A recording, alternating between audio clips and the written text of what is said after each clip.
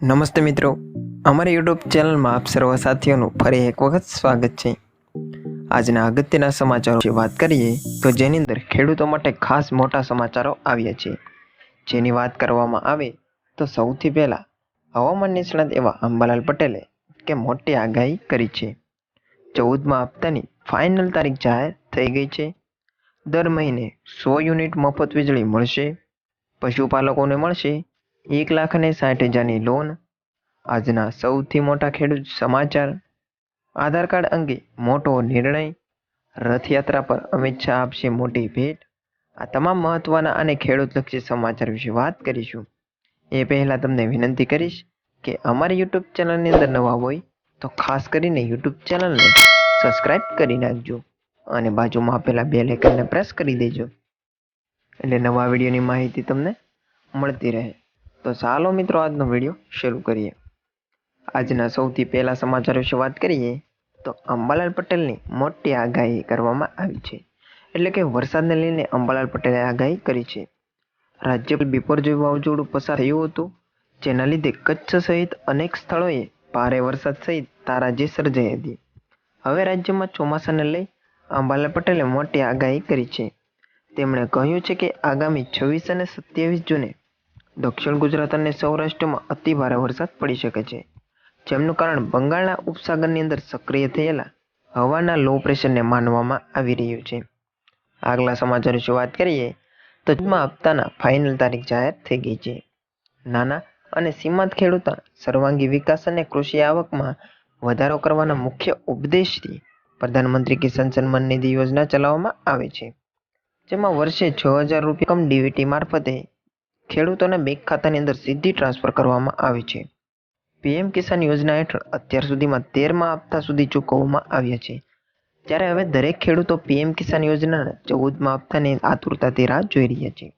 જ્યારે પીએમ કિસાન યોજના હેઠળ આપવામાં આવેલ દરેક હપ્તા 4 મહિનાના અંતરાલમાં સાથે ચૂકવવામાં આવે છે। જે મુજબ 14મો હપ્તો જૂન જુલાઈ 2023ની વચ્ચે ટ્રાન્સફર કરવામાં આવે તેવી અપેક્ષાઓ રાખવામાં આવી છે। આગળના સમાચાર વિશે વાત કરીએ તો દર મહિને 100 યુનિટ મફત વીજળી મળશે। રાજસ્થાન સરકારે તાજેતરમાં રાજસ્થાનના રહેવાસીઓ માટે મફત વીજળીની જાહેરાત કરી હતી। રાજસ્થાનમાં આ વર્ષના અંતમાં વિધાનસભા ચૂંટણી યોજાવા જઈ રહી છે, તે પહેલા મુખ્યમંત્રી અશોક ગેહલોતે તમામ ઘરેલું અથવા તો કોમર્શિયલ વીજળી ગ્રાહકોને દર મહિને 100 યુનિટ મફત વીજળી આપવાની જાહેરાત કરી દીધી છે। આ જાહેરાતથી રાજ્યની જનતાને ઘણી રાહત મળી।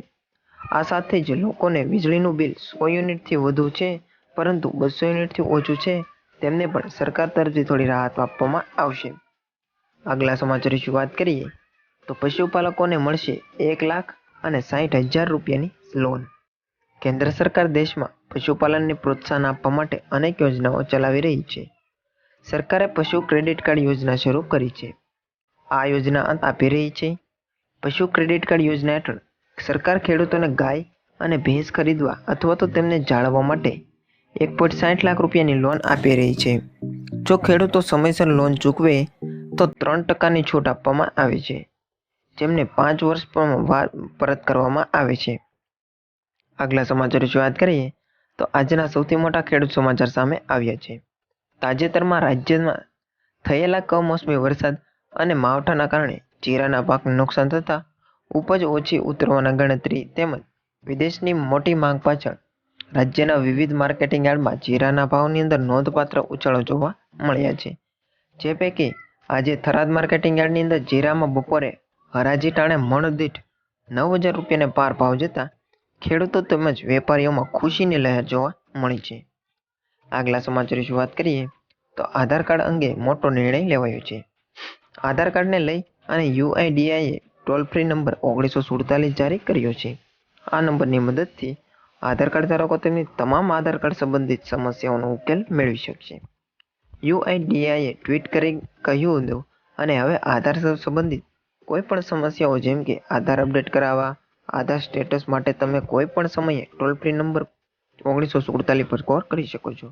આ સેવા 24/7 ઉપલબ્ધ રહેશે।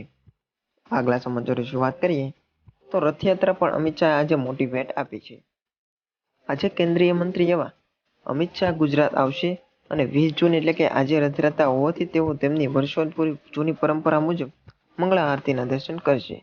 પછી તેઓ ગાંધીનગર લોકસભામાં 75 કરોડનું કાર્યનું લોકાર્પણ કરશે. સાથે અમદાવાદમાં ન્યૂ રાણીપ વિસ્તારમાં ગાર્ડનનું લોકાર્પણ પણ કરશે અને જગતપુરના ગોદરેજ ગાર્ડન સિટી પાસેના બ્રિજનું ઉદ્ઘાટન કરશે. બાદમાં તેઓ જાહેર સભાને સંબોધિત કરશે. આ સાથે તેઓ અન્ય કાર્યક્રમોમાં પણ જોડાશે.